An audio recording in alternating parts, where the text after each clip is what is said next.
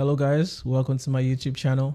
Today I'll be discussing the film Her, directed by Spike Jonze, also written by Spike Jonze. I chose this film today because it's one of my favorite films, mainly because of how much I connected with the character and also how relevant this film is to the time we're in. I'm doing today a two-part video, and from now on you're going to be seeing two-part videos from me. The first half of the videos are going to be the non-spoiler review, and the second half is going to be the spoiler review. So sit back and enjoy. Here goes.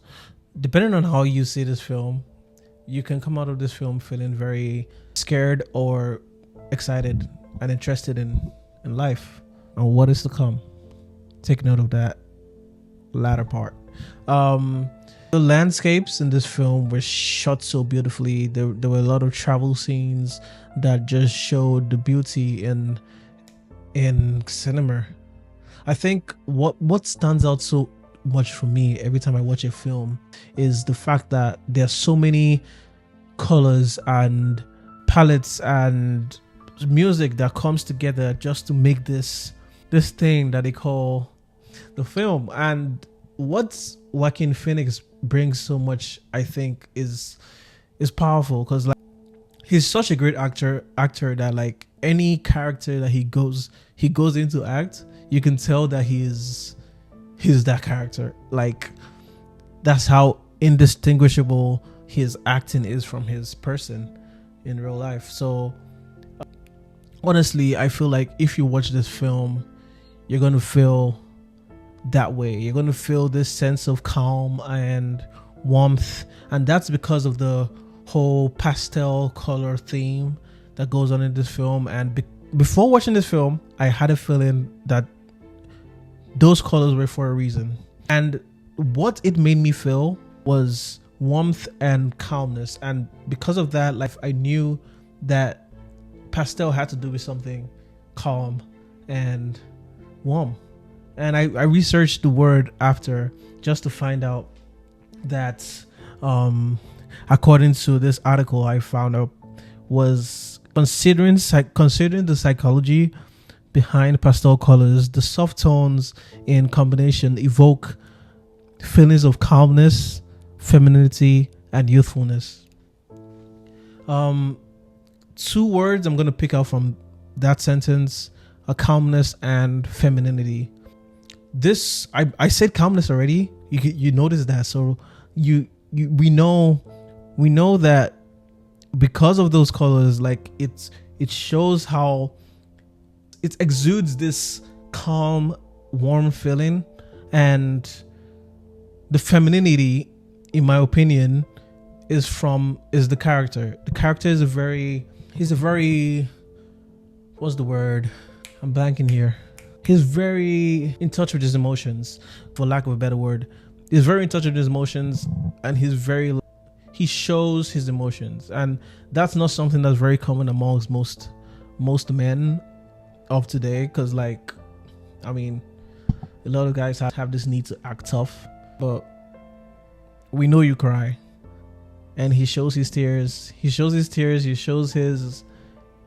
fear, and that's what the femininity in the pastel and the whole theme of this film brings. Because like I connect with that. I don't think that's a negative word. I don't think there's anything wrong with being very open and free with your emotions, because I feel like every human being should do that. Because how else do you make good friends if you're not showing them the real you?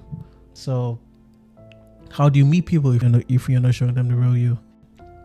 If you're still here and you haven't seen the film, I'd suggest you leave right now, just because the spoilers are about to start. So 3, 2, 1. So this film is about a man called Theodore who had just broken up with his wife. He struggled with loneliness for a certain period of time before he came across the AI Samantha, and ends up falling in love with his AI, and the AI leaves him towards the end of the film. So it's a very interesting story. So I'm going to just start off by sharing what I took and what I enjoyed most about this film. So I mentioned how like relevant this film was to our current time. When I said relevance, I meant in terms of technology, how far we have gone with AI and technology in general, like the Vision Pro glasses and all that. I personally, all those things sound cool, but I personally feel like it's not a healthy direction we're going towards with this, especially after seeing this film, because I believe everything this film tells.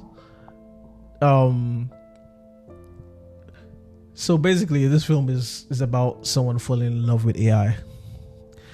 It can happen. First of all, I saw recently that there's a website that you could put your voice into, and it records your voice, and you can ask it questions and it answers you with your voice, and it's pretty much accurate. That's the first step.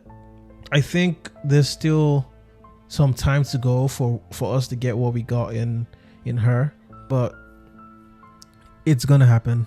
I say this because I can see I've been in a dark place before of like depression. I've felt this need for company, this need not to be alone. So anybody could come into my life and I'd be like, yes, please. But that's not healthy. And the fact that AI is getting to the level where you could interact with AI like a human being is a problem to me. I mentioned how the colors in this film show emotion. To a degree, Theodore talking to Samantha, the AI, regularly, on taking her on walks like she's right there. It's something that's very similar to what we do. Like even us that are not really into the AI thing, we do it still. Like for example, me, I'm on calls with people that live far miles away from me, and there's this sense of like they're right there, but at the same time, like especially if you haven't seen this person for a while and you've been talking to this person for years, and most of the time you've talked to this person is through the phone, there's the line, it starts to feel like, in my opinion, it starts to feel like you're talking to a phone. It doesn't really feel, yes, you're talking to your friend, but at the same time there's this sense of, I know you as a phone person now. I know you as the person on the phone. And to a degree, that's kind of like what Theodore does with the AI. Like there's this, I know it's slightly different, but like if you think about it, there's a similarity for sure. Yes, technology has helped us be in better contact with loved ones from far away and friends from far away, or anyone from far away, but I feel like there's still an importance to talking to people in real life and meeting real people. And I feel like for this film, Theodore struggles with that concept of like, ever since his breakup. Sorry, I'm all over the place with this story, but like, if you're here, you've watched it, so you know what I'm saying. Ever since his breakup, he became very anti meeting new people, especially new getting into new relationships. So he just had this feeling of like no one understands him and he needs the perfect girl. And that's where the AI comes in, and it becomes like a whole thing, like, why AI? AI cured his sickness. And that's the crazy thing for me, yeah. The AI throughout this film feels like, I think what is so special for me is the AI throughout this film. At first, when it's introduced, it feels very like, what? Like, why? Like, how? It feels very confusing and very surprising and weird. How does this work so well? But like, as the film goes on, you get comfortable with the AI and you start to feel like the relationship is real. So like when I describe this film, you can look at it as I think it's described as as fantasy sci-fi, but like it's a romance drama. Like if you forget about the whole sci-fi part of it, it's a love story between Theodore and Samantha, the AI. And as a viewer, and also like just like Theodore, he forgets. And I think that's where the film does so well. Theodore's in making us feel like we're in Theodore's shoes in talking to Samantha, because Samantha to us now feels like a real girl, and it's so uncanny how she talks just like a human. She imitates the whole human experience, and it's insane. It's insane how what technology can get to. And honestly, I feel like we're on the brink of that, if not already there, because like I'm not keeping in touch with a lot of the whole AI, upgrading thing. So like it's possible that we're already there, that there's AI that can imitate human emotions very well. And I feel like that's very scary for it, especially for people who are struggling with deep depression and like loneliness. Because honestly, we're going to have real life Theodores. And the problem with that is that like you can't really relate to a lot of people.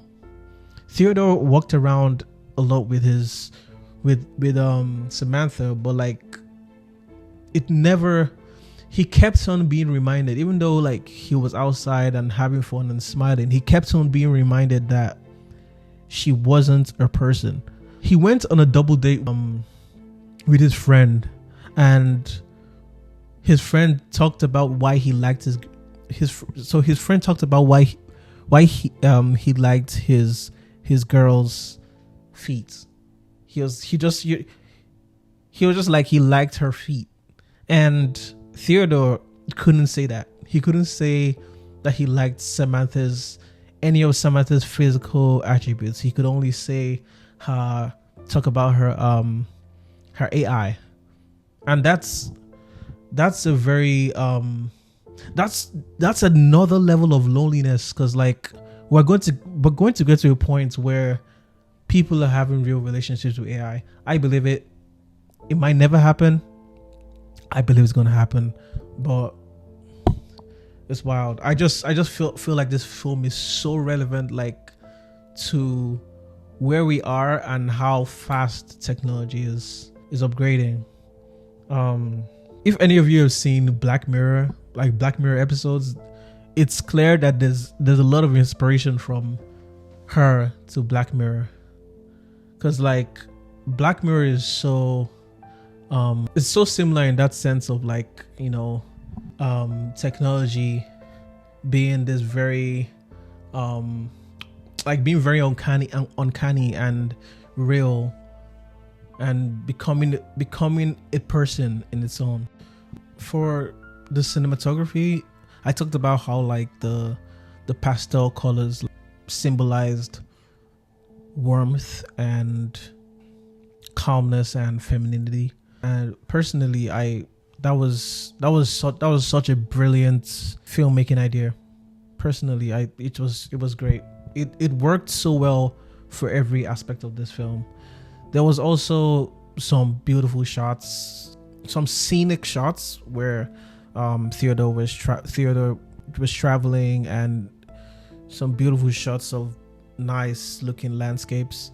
There was also there was one shot in particular that I found really interesting because it was a layered shot. It was a layered shots. When I say layered, I mean like it had a very deeper meaning to it. So there was this shot where Theodore was sitting down on a bench outside, and there was an electric billboard behind him, this big electric billboard, and on that big electric billboard there was an owl that, you know, was making the motion, was in the motion of catching the prey, and it was filmed in an angle where Theodore was the prey that the owl was picking up. And what I interpreted there was that technology, we humans are the prey to technology, to the upgrade in technology. We're the ones that suffer from all this technological upgrades. We're the ones that eaten up by this AI and everything. In my opinion, there's a limit to convenience. We want a very convenient lifestyle, but I think there's a level that shouldn't be crossed, and I feel like we are crossing it daily. So I think that shot was just very beautiful and meaningful in the whole movie, in the whole scheme of the film. The AI Samantha starts to feel so real to the point that it's asking questions like, its feelings real? Are its feelings real? Samantha, the AI, keeps asking this question. Like, she asked, there was a scene in particular, she asked this question, she worries that her feelings are just programmed to be, like, she doesn't feel like she's in control of herself. I think that there's a deeper philosophical question there of like, are we in control of our emotions, or are we just programmed to feel how we feel? Yeah, in this case the AI is obviously programmed to be like that, but like I thought of it also from a philosophical point of view of like, okay, yes, it's an AI, but what if it's real? What if we people are like trying to be real in the same sense that AI is trying to be real? Think about it. The score or music was also very calm and warm, just like the pastel colors, the set designs and the costumes. Everything just fits the whole theme. The whole theme of this film was great.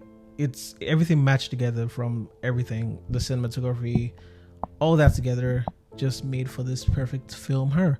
And I just loved every aspect of it. Okay, I'd like to conclude this video by